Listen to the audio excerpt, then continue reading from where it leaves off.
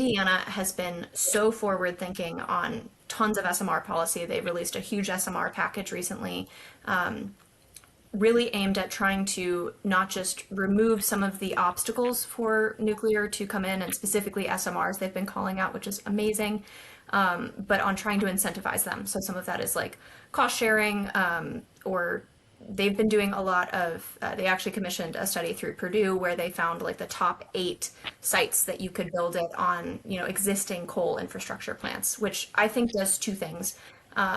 One, it, prevents the need to get new space.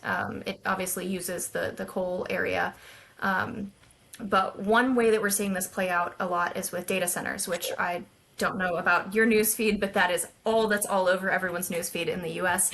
And while a lot of states I think are moving forward with trying to ban them, Indiana is taking a little bit more intelligent approach, in my opinion, and kind of saying like, all right, we're willing to have you, but let's look at how you can bring your own power, how you can, not be a, drag on our electrical grid.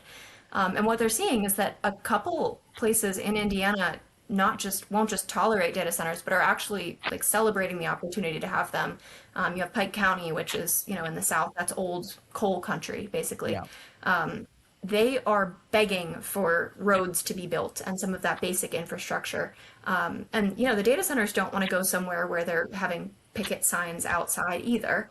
But I think that there is kind of some, I don't know, sociological sharing to be done between the data centers, the nuclear centers, and reworking hopefully some of those coal sites. But we're from Ohio. We're from next door.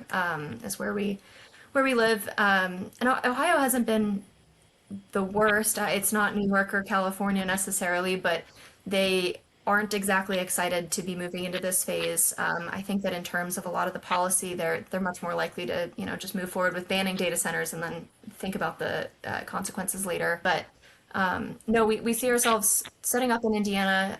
They also have the benefit of having Purdue University right there, so certainly for hopefully moving forward with our R&D with them. And then we could see being near Indianapolis for actual HQ. But overall, just kind of excited about what the state is doing on that front. And like, we think that Indiana is kind of the clearest current example of a state like running toward nuclear rather than just clearing the obstacles away.